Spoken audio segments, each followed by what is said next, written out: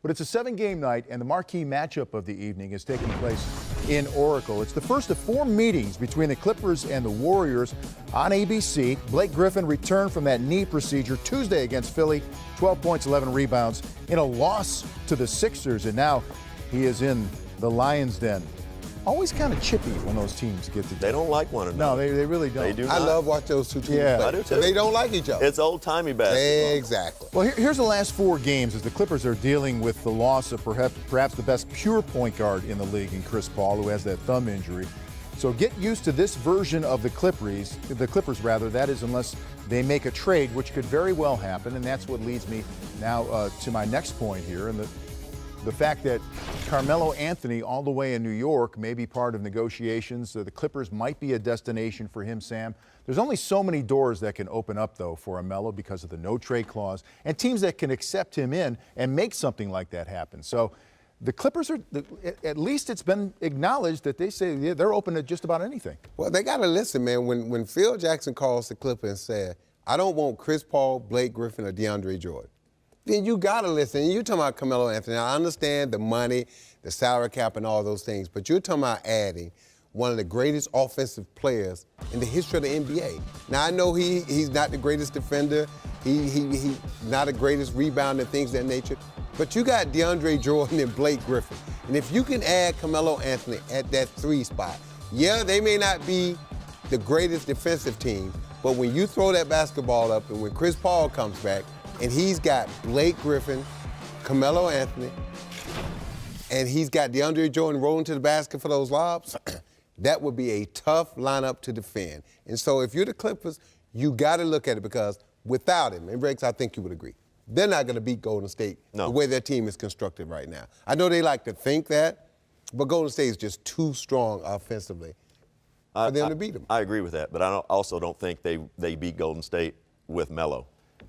Chris Paul has to have the ball in his hands. Has to.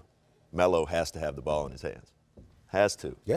So that's not a given that would go there and work. It's a gamble. I do like it a little bit better than him going to Cleveland. Yeah, but we do know this. Melo has said there are 3 or 4 teams I'll go to. So he's dictating But all listen of that. to what he's saying. Now, he's telling you up front which type of team he needs to go to and the type of guys he needs on that team that's going to get the most out of him, that he respects. If you think about it, if he goes to the Clippers, Chris Paul and him are good friends. Chris Paul is going to run the show. If he goes to Cleveland, enough said, LeBron James. Everybody understands when you go to Cleveland, LeBron James runs the show. You don't know if Melo does. He knows.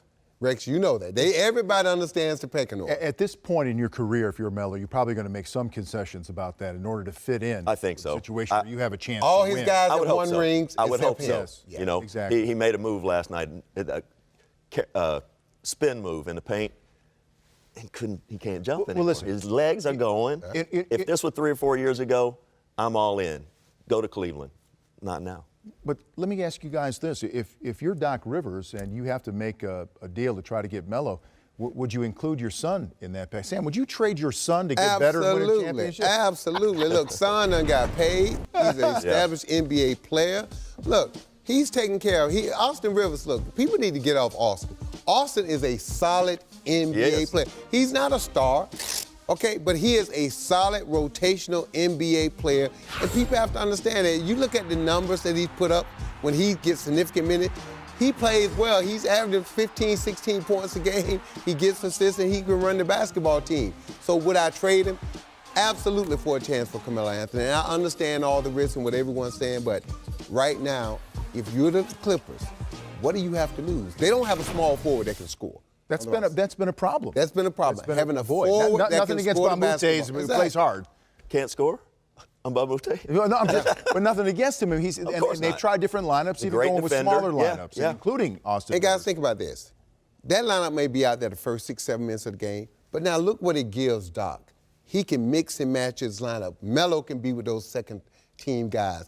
Blake Griffin. It gives you a lot of different options. So now when you start taking guys out the game, you're still strong. The reason with Golden State's so tough, when they go to their bench and they mix and match, 2 of those 4 All-Stars are always on the court at all times. You give me Melo on that Clippers team, and I think that if they played just a 2-minute game, I'm all in. but they got to play the other 46 minutes. And during those 46 minutes, it's all about habits. Yeah. And we know this. I know this well. You know it, Sam. Melo hasn't had the greatest defensive habits. Now, you go play for Doc Rivers, you better get your habits in shape. I coached Ray Allen in Milwaukee Rex. Never known for his defense.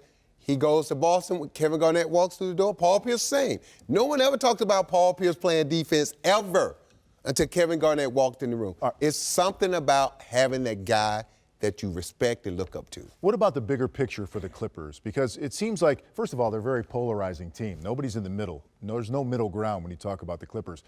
Sam, do you think they know who they are at this point? And how much will facing a Golden State team 3 times now in the next 27 days say who they are and what they're about, even without Chris Paul? We already know.